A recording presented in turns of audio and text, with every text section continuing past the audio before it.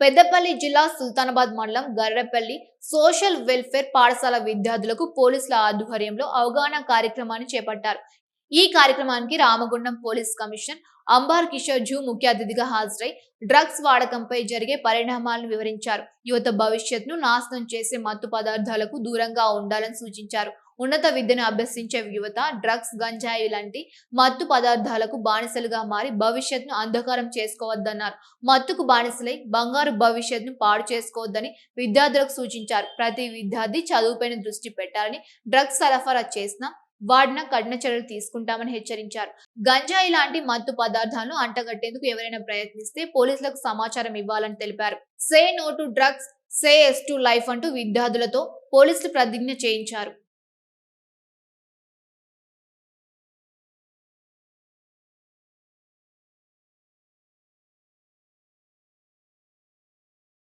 All of you are in well dressed mood.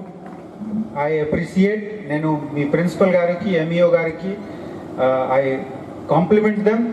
ఎంత మంచి discipline పిల్లలు ఉంటే వాళ్ళు ఎప్పుడు కూడా మత్తు పదార్థంకి పోడు. కరెక్ట్ అబద్ధం? కరెక్ట్. ఒక మంచి మనిషి ఉంటే, డిసిప్లిన్ మనిషి ఉంటే వాళ్ళకి ఎప్పుడు కూడా మత్తు పదార్థం వైపు వెళ్ళడానికి అవసరమే రాదు. కానీ మీరు స్కూల్లో చదువుతున్నారు, అప్పుడు ఊరికి కూడా వెళ్తున్నారు, మీ సొంత ఊరికి. ఎప్పుడు కూడా మీరు బయట వెళ్ళినా ఇక్కడ బహుశా మీ డిసిప్లిన్ మంచి ఉంది, మీకు ఆ విధంగా చెత్త మనసుతో కాంటాక్ట్ ఉండదు. బయట సొసైటీలో వెళ్ళినప్పుడు డెఫినెట్లీ ఊర్లో ఈ బాధ ఉంటుంది.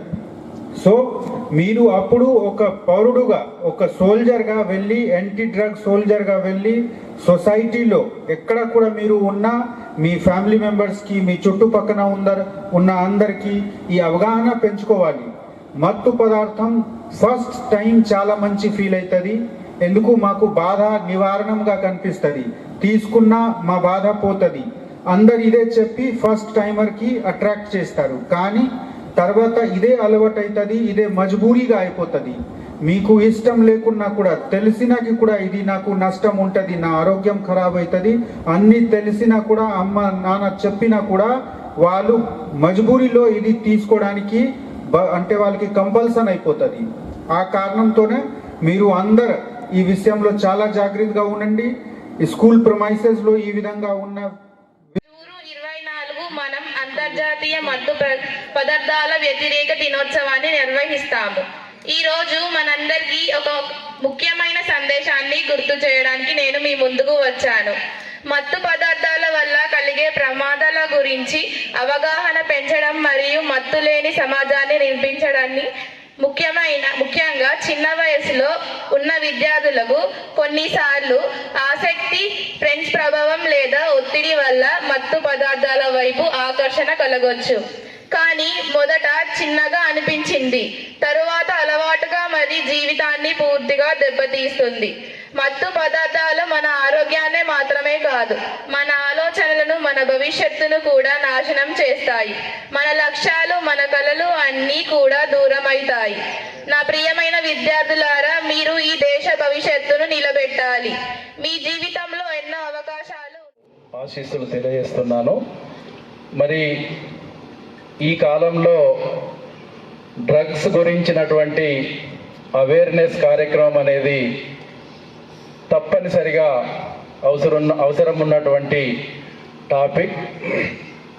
మన మనిషి యొక్క జీవితము ఒక 100 సంవత్సరాలు అనుకుంటే, మరి దీంట్లో ఈ డ్రగ్స్కు అలవాటు పడడం వలన 25-30 సంవత్సరాల లోపే వాళ్ళ యొక్క జీవితం నాశనమైపోవడం జరుగుతున్నది. మనం బయట చూస్తూ ఉన్నాం.